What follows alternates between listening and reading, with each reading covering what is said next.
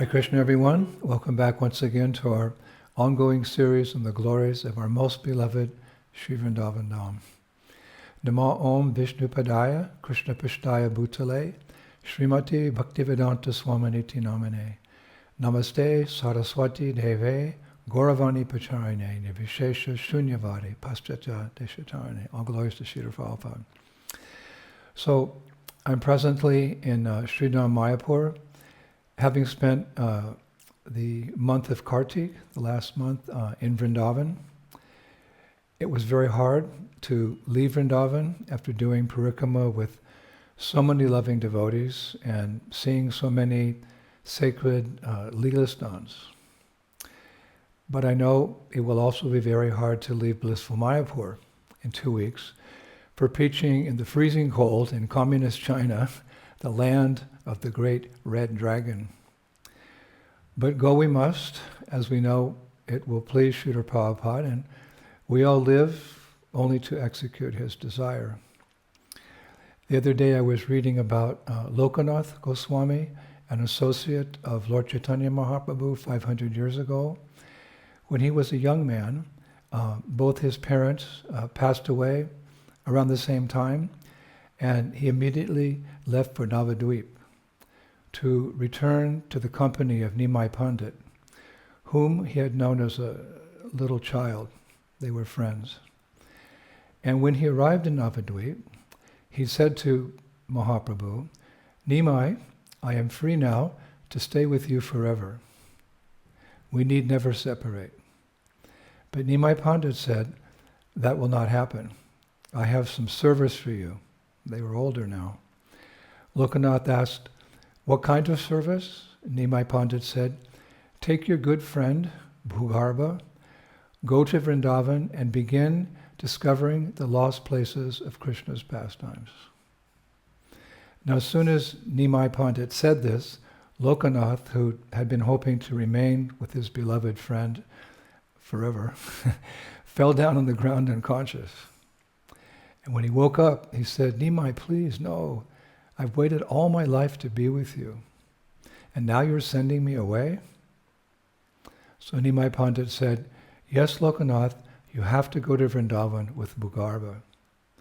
So Lokanath again, he cried, "No, please, no." So then a debate between the two ensued, and they were both good debaters. Ultimately, however, Nimai Pandit won with a winning argument. A winning argument. And what was the winning argument? What did Nimai Pandit say to convince Lokanath? Nimai Pandit said, "Lokanath, a servant can be truly happy only when his master is happy. A servant can be truly happy only when his master is happy." And as soon as he heard that, Lokanath said, "Then I will go." So in 2 weeks, we will leave for China to help the many, many beautiful surrendered devotees there execute the mission of Srila Prabhupada and Sri Chaitanya Mahaprabhu. But that doesn't make it any easier. Bhaktivinoda Thakur writes in Navadvip Dham Mahatmya, it's chapter 5, verse 61-62. He's actually quoting Jiva Goswami. "Ichahaya Mayapure Taki Chira Kala Guchibe Shampura Rupe Mayara Janala." I want to stay in Mayapur forever, Jiva says. Here the miseries of material existence will be completely dispelled. But the next verse is very interesting. Dashira Vashana Haita Prabhu Ajnabhada Mayapura Chatadite Antara Dada Pada. The order of the Lord, however, is greater than the desire of his servant, and my heart is palpitating at the thought of leaving Mayapur. Hare Krishna. So we are continuing today with our mini-series on Stimulation for Ecstatic Love, and this will be part 55. In this lecture, we will continue our discussions on the famous Simon Taka jewel. Actually, there are several versions of this pastime. There's two in Srimad Bhagavatam, actually. We shared one earlier, but Today I would like to share Srila Rupa Goswami's version from his book, his illustrious book, Lalita Madhava. Lalita Madhava is actually written in the form of a drama. It's a drama. And in Act 2, Scene 2, we hear Vrindadevi speaking to Purnamasi. We spoke at length in one lecture a couple of years ago how Vrindadevi and Purnamasi meet each morning at Guptakund to plan and organize Radha and Krishna's pastimes for the day, for that particular day. Each morning they meet. They choose the type of pastimes that will take place, where they will take place, what time of the day the pastime will start and finish, who will participate, what the mood will be, even small details, what type of flowers will be blooming, what animals, birds, butterflies will participate, what songs the birds will sing, what clouds will come, what color they will be, what the breezes will be like that. So one morning, they met and started discussing. And Vrindadevi began by asking Purnamasi why she looked so unhappy. So Purnamasi replied, Uddhava, the crest jewel of advisors, has just come from Mathura city and told me the latest news. That King Kamsa asked the demons Aristasura and Keshi to go to Vrindavan and see what was happening there. On that secret mission, which they partook of, the Keshi demon happened to see Radharani and was mesmerized by her. She was so beautiful and charming that he couldn't stop watching her. So when he and Aristasura came back to Mathura, Keshi reported to Kamsa, Kamsa, you know this boy, Krishna, has a consort. He has a girlfriend. And then he began describing Radharani. And as he did so, Kamsa became spellbound. And Lalita Madhava says, he shouted, I must have her as my wife, as my queen. So then he said to Keshi and Aristasura, so which one of you will go to Vrindavan and kidnap this girl for me? Kamsa. So which one of you will go to Vrindavan and kidnap this girl for me? So both Keshi and Aristasura, they were hesitant to reply because they had both seen that there was something different about Radharani. She was very beautiful, but she also appeared to be very powerful because they saw everyone was submissive to her, including Krishna. So neither of those demons, asuras, agreed to Kamsa's request. So at this point, Kamsa became furious. If two of his best demons, best warriors, didn't agree to kidnap Radharani, what was he to do? But then suddenly, Sankachuta,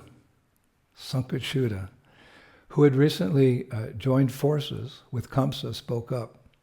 He was also an asura. Sankachuta, he was very proud, and as he stepped forward, he said with confidence, I will kidnap Radha. I will kidnap Radha.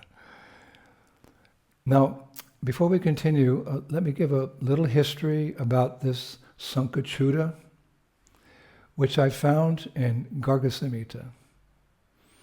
Now, some devotees question the reliability of Garga Samhita. I've heard that. But Garga Samhita is worthy of quotation. As we learn from Srila Sanatana Goswami's commentary on Brihat Bhagavatamrita 1.1, verses 21 to 23, he writes, the confidential science of pure devotional service is taught explicitly only in a few Vedic scriptures, little known to the public. Amongst these rare texts are the Gopal Tapani Upanishad, the Narada Pacharatna, the Garga Samhita, the Vishnu Purana, the Harivamsa Upapurana, the Uttarakhanda of the Padma Purana, and the Bhagavat Mahapurana. And Srila Bhaktivinoda Thakur also refers to the Garga Samhita in his Navadvip Dham Mahatmya, wherein he quotes it, more than 20 times I counted. More than 20 times. For example, he writes in chapter 3, text 19, Maya Mayapuri Sakshat Sarvananda Vihar Dini Shri Garga Samhita Yam Sa Kirtita Papa Nasini. Mayapur is the Lord's Yogamaya potency. It is filled with ever-increasing bliss. In the Garga Samhita, it is described as the destroyer of all sins. So Garga Samhita shares the following story of Sankhachuta. So once upon a time, Sankhachuta, who was at that time a servant of Kuvera, the demigod of wealth, went to Mathura and challenged Kamsa to a fight, for whatever reason. Now we know that Kamsa was a very powerful person, but Garga Samhita says that Sankhachuta was puffed up with pride and undefeated in the skill of wielding a club. He had this special skill, he could wield a club. Nevertheless, Kamsa agreed to the fight. So Garga Samhita states that both of them had slain many heroes in the past, but when their fight, the two of them fought, neither Sankhachuta or Kamsa could win, despite their best efforts. So, to resolve this dilemma, after some time, Gargamuni appeared and informed them that neither could actually kill the other, for they were both destined to die at the hands of Krishna and no one else. Hare Krishna. Now, upon hearing this, Kamsa and Sankhachuta decided to join forces. So it was this Sankhachuta who Kamsa sent to Vrindavan to kidnap Sri Radha. And so he left Mathura with this evil intention and went to Vrindavan. Now, the pastime evolves. Lita Madhava describes, Rupa Goswami describes, the pastime evolves. Shortly afterwards, after he left for Vrindavan, the gopi named Kundalata came to see Purnamasi with news of an interesting development. She said to Purnamasi, near Govardhan Mala's house, Govardhan Mala is a cowherd man, I just now saw the brilliantly shining sun god. I saw the sun god, he was shining brilliantly. But Purnamasi frowned and replied, that couldn't be the sun god.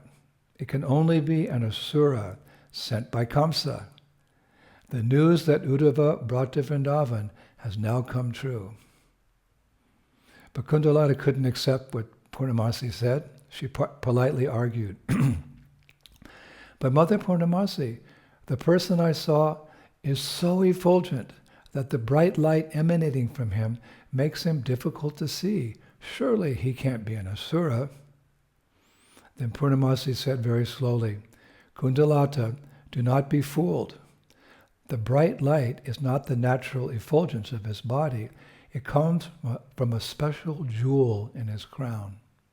It comes from a special jewel in his crown. Hearing this, Kundalata inquired, and where did he get this jewel? So Purnamasi replied, he was the leader of the guards watching Kuvera's treasury. He liked that jewel, so he stole it. And that was the Simantaka jewel. And that's why he was so brilliant. Now here, the plot thickens even more. That day, it was a Sunday afternoon, and at this point in our pastime, Srimati Radharani and her friends were just finishing their worship of the sun god, Surya Narayan, at Suryakund in Braj. They had taken a short break, and Radharani was sitting, it's described, on a beautiful golden throne. When all of a sudden, this Asura, Sankhachuta, who Kundalata had seen near Govardhanmala's home, and it was now hiding in the forest, he sprang out from the bushes and grabbed Srimati Radharani by her hair and pulled her off that beautiful golden throne. And he dragged her away by her hair as all the gopis started screaming, "Krishna, Krishna, where are you? Krishna, help!" Then, suddenly, very suddenly, Krishna appeared and began chasing Sankhachuta. He was calling out, "O rascal demon, offensive to Sri Radha, I will soon catch you, but know that I will feel great pain because I cannot spend eternity torturing you." That's really nice. "But know I will feel great pain because I cannot spend eternity torturing you." "The black night of death," he went on, "called Krishna, now chases you, soon to cover you with his limbs. But how will I torture you forever if you merely die?" Oh, Rupa Goswami writes so nicely. So as Krishna closed in on Sankhachuta, the demon released Srimati Radharani, and moments later he was captured by the Lord, who killed him with what? His bare fists. And after this, Krishna took the Saimantaka jewel from the crown of Sankhachuta. Rupa Goswami writes that with the demon dead and the famous jewel in Krishna's hands, frightened Radharani embraced the Lord, just as Balaram, the cowherd boys, and the other gopis arrived to congratulate Krishna on his victory. Then it's described that after everyone had settled down, the gopis all began staring, or you could say gazing, at this beautiful jewel, which was glowing like the sun in Krishna's dark rain cloud hand. Krishna had it in his hand. And each of them began wondering, will Krishna give it to me? The gopis. Krishna's holding the jewel, and each of them began wondering, will Krishna give it to me? Now, when Krishna understood the minds of the Braja gopis, the milkmaids of Braj, he thought, surely I must give this Saimantaka gem to my beloved Radha, but if I give it to her directly, the other gopis will be jealous, and may become upset with me. They'll become upset with me. And then, without a doubt, a quarrel will break out amongst them. So Krishna looked at Balaram and thought, my brother knows everything. If I give the jewel to him, he can give it to Sri Radha. He's everyone's superior, and so the gopis will not find fault with him. They will not find fault with him. So in the presence of all the gopis, Krishna offered the Saimantaka jewel to Balaram, who accepted it, and how's it described? He tied it in a corner of his cloth. Now, Lord Balaram knew that Krishna wanted him to give the jewel to Radha, but he too, it's so cute, he was reluctant. Why? Well, for the same reason as Krishna. He didn't want gopis to quarrel. He thought, if I give the jewel to Sri Radha, my own group of gopis will be upset that I didn't give it to one of them. He has his own group of gopis. So by the next morning, Balaram had worked out a solution. Took a while. Complicated. Love is complicated. So by the next morning, Balaram had worked out a solution. And that was when Madhu Mangal came to Nandagram for breakfast, because the cowherd boys, they come to Nandagram each day to take breakfast with Krishna and Balaram. Sri Rupa Goswami writes, Balaram happily placed the jewel in Madhu Mangal's unsuspecting hand. And Madhu Mangal, being a Priya Narma Saka, special cowherd boys, Priya Narma Saka, They're confidential cowherd boys. They sometimes take messages between Krishna and the gopis. Krishna sends a message to the gopis, and the gopis send a message back. Sometimes they're carried by the Priyanarma Sakas, confidential cowherd boys. So Madhu Mangal, being a Priyanarma Saka, had once understood the diplomacy behind the gift, which was that it was meant to be given to Sri Radha. So without hesitating, he said, loud enough for everyone to hear, "Of what use is this brilliant stone to me?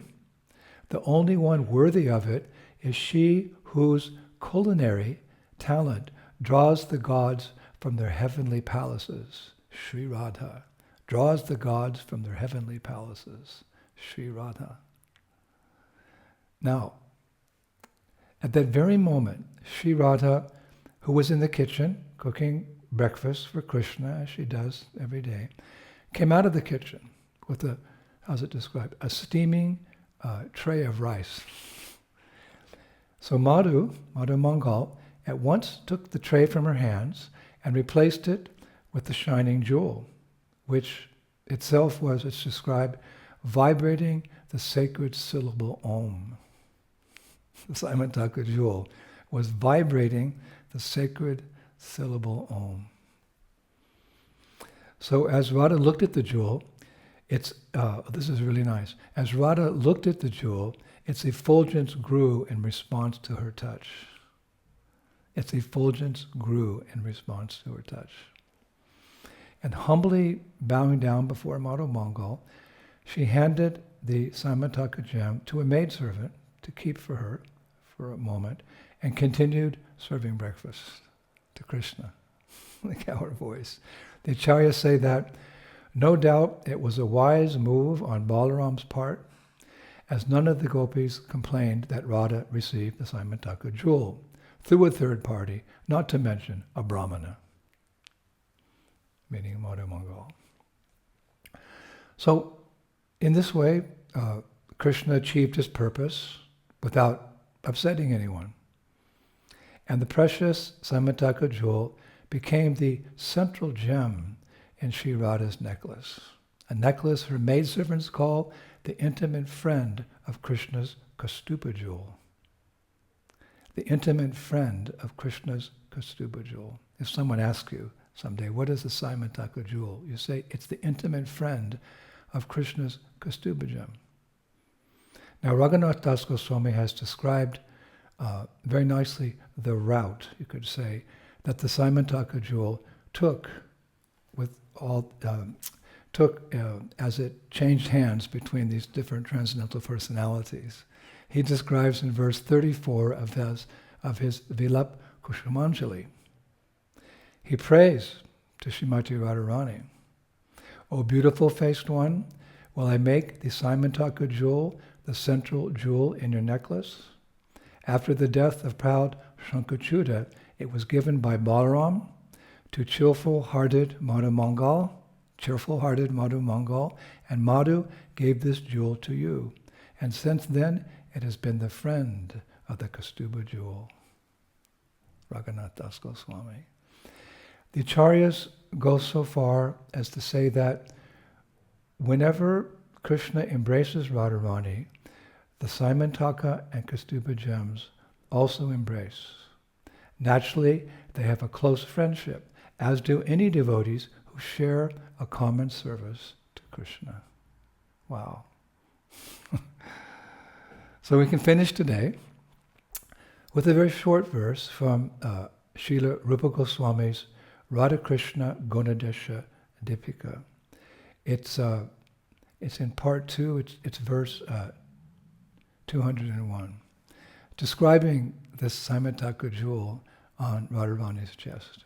He writes, "Chana Krishna Prati Chayam Padakam Madana Bidam Shamanta Kanya Par Yaha Sankachuta Saromani." Short but sweet. The pendant on her chest, Sri Radha, contains a picture of Sri Krishna within it. Another name of Srimati Radharani's Simantaka jewel is Sankachuta Siromani. What a beautiful way to end this little series on the Saimataka Jewel. Sankachuta Siromani. So thank you, Prabhus. I hope you enjoyed this little mini-series, about this beautiful Saimataka Jewel. And yes, before we leave for China, we have another week actually. We'll look for another item to lecture on, Stimulation for Ecstatic Love. I really like this little series about Saimataka Jewel. So thank you all. See you next week. From Sridham Mayapur, Hari Bol. Shishi Gauranitai ki, Shishi Krishna Balaram ki, Shishi Radharasham Sundar ki, Vrindavaneshwari, Shrimati Radharani ki, Mayapur Dham ki, Gauranitai ki, Shri Krishna Sankirtanya ki, Nitai Gaur Bimanandi, Jai Jai Sisi Radhe Shyam. Glories to Srila Prabhupada, the revealer